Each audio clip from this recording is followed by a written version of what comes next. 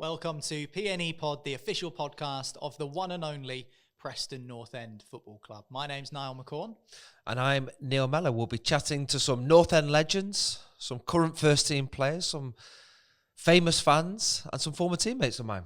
And you mentioned legends there, Mel's. They don't get much more legendary than today's guest, who is Alex Bruce. Alex Bruce, 171 North End goals. I thought I scored a few, but he scored miles more than me. And you know, it was really interesting to hear what it was like for him scoring so many for North End. Yeah, absolutely. Played under some great managers as well during his time at Deepdale and never really wanted to leave. He had a season at Newcastle, but he always wanted to stay, didn't he? Yeah, and what's interesting is he's Scottish, yet Preston's his club and his family as well. The fact that he stayed here and still supports the club around the football club shows what it meant to him. Yeah, it was a fascinating chat with one of the most legendary North End players there's ever been, Alex Bruce. Let's talk about your return to North End. Based off of what you said there, it was probably quite an easy decision for you ultimately to return to Deepdale. But in the deal that brought you back to PNE, Bobby Charlton decided that he was just going to resign on the spot. So John Bird was the Preston captain, went the other way, part exchange for you and 60 grand cash. Was that a shock? Did you know that Sir Bobby was going to do that? He basically just said, I'm not happy with this decision and that's it, I'm done. I did, to be honest. And but the at the time it was one of the directors contacted Newcastle and said, it was in the paper and that saying Bobby Charlton was going to resign. I don't think it was bringing me back. I had no fallout with Bobby type of thing. But he said he didn't want to sell John Bird rather. Excuse me, I mentioned myself or Mickey Burns coming back, who played at Blackpool. And I could remember saying it was one of the directors said, look, if Bobby Charlton's going to resign, if I come back, that I'm not interested. And he says, well, come and speak to us. So I came down and met with three great directors, all North End fans. It was Bob Bolton, Tommy Gore, Alan Jones, and Trevor Hemmings was in Bournemouth with his business. And they came back and I told him the same. I says, look, if he resigns because I'm coming, he says, he won't resign because you're coming, he's going on it anyway. He'll be going anyway. He says, and we're not just saying, if you go back to Newcastle, don't sign, you'll still be leaving the club. And I thought, well, that changed my way of thinking. And then I says, look, and this, that, and the other. And Trevor Hemmings was on the other end of the phone, and he says, yeah, he says, and we'll sort you out. We know you had housing problems when you went to Newcastle. He says, but we'll sort you out right away here, and everything will be done. And it was brilliant, all done and dusted. So I come back. Yeah, really, really pleased to come back.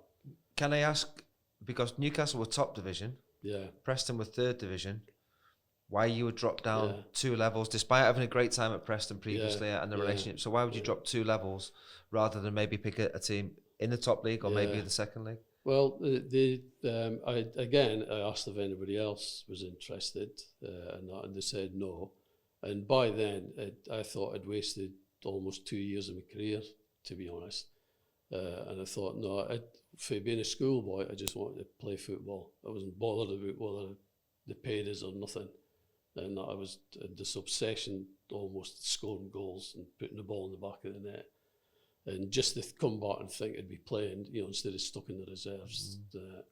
And I thought if I could get back and just get in the first team, get back enjoying playing again, because I wasn't enjoying playing at all. It's like 2 years and short careers, so yeah. And nobody else going for us anyway, which they didn't. So I mean, do you wish you could have been a one-club man then, Alex? I do, yeah. I'm not just saying it now. I would have enjoyed it. I mean, I love playing at Deepdale. I mean, there's something, I don't know. It was just like I say, I seen it when I was 15 with 20,000, and then I thought, well, I'll do me and I loved it. So, and do you still feel the same now? Just because it looks so different, doesn't it, Deepdale? Yeah, the stadium's fantastic. Yeah. And the fans were good. I mean, sometimes fans take you, sometimes they don't. And I was pretty lucky, really. I mean, I think they thought, well, here's somebody not a brilliant footballer, but in the penalty box he'll have a goal, all the time.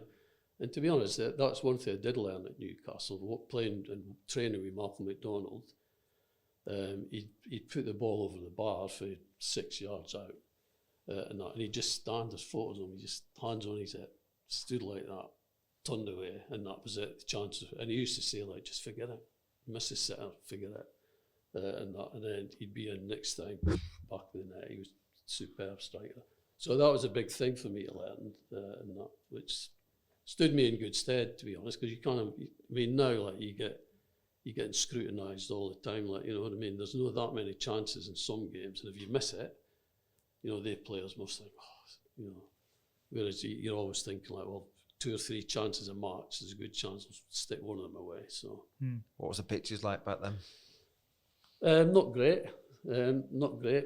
You know, if it was wet, very muddy, very heavy. But you played on them. You know, it was, and you used to get some good games, some exciting matches on them, and that. So yeah, they were all right. They were okay. Referees, what were they like back then? The referees were good. A lot of them were good. I mean, I played in a couple of games where maybe lads have gone down and you heard somebody swearing them on you know, and it was the ref.